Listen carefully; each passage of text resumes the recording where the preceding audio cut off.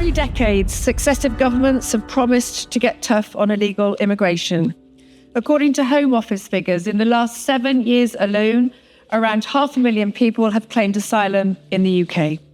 200,000 of those came in on small boats. Most of the others were visa overstayers. That is a city the size of Coventry, comprised almost entirely of people who should have never been allowed to stay in the United Kingdom. And the frightening thing about these numbers, going back decades, we actually have no real idea just how many illegal immigrants and visa overstayers are in this country, living under the radar in our communities. Poor record keeping by the Home Office means that the estimated population of people with no right to remain in the United Kingdom is highly likely to be over 1 million. Thousands. And since Keir Starmer has been Prime Minister, we have seen more than 72,000 small boat arrivals with no serious attempt to stop them. But why is all this such a problem? Because their presence corrodes the rule of law, costs billions in accommodation and welfare costs, distorts low-wage labour markets, and signals to the world that Britain's borders are open. Illegal immigrants from some countries have a medieval attitude to women and girls.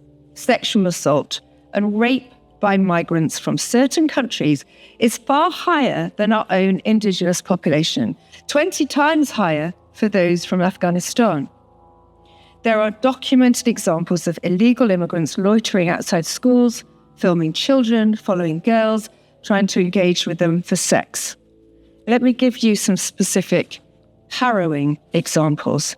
Sheriz Malik, illegal immigrant of Pakistani origin, less than 12 months in the UK, and he had raped a vulnerable young girl in a park in Sutton in Ashfield. Abdullah Al-Mahdi, Ibrahim Al-Shafi, Karim Al-Danassarat, illegal migrants of Iran and Egyptian origin, arrived in the UK in June 25. By October 25, they had targeted a young vulnerable woman on a night out in Brighton, beaten her, choked her, and gang raped her. I could go on. Furthermore, we know that criminals are entering our country on small boats, bringing with them the contacts into ruthless organised crime gangs that operate on our high streets, laundering money, dealing drugs, selling illegal vapes and cigarettes to children. Yet no DNA is taken on arrival. Why not?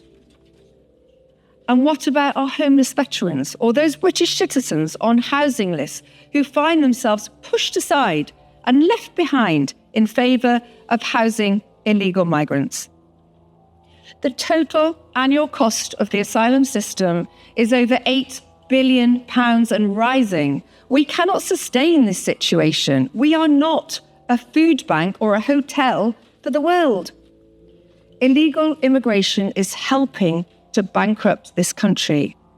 Our high streets are being overrun by crime, our women and girls are under attack, and our culture is under threat. We need to detain and deport every illegal immigrant that lands on our shores.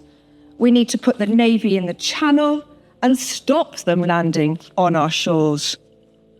Those that are here illegally need to be moved offshore and processed and returned to their country of origin. We need to leave the ECHR to put an end to the years of appeals that mean that hardly any illegal immigrants are ever deported. We need to stop the invasion of our country by those that have no right to be here and that come because they know they will get a free house, free food, benefits, medical treatment ahead of our own citizens.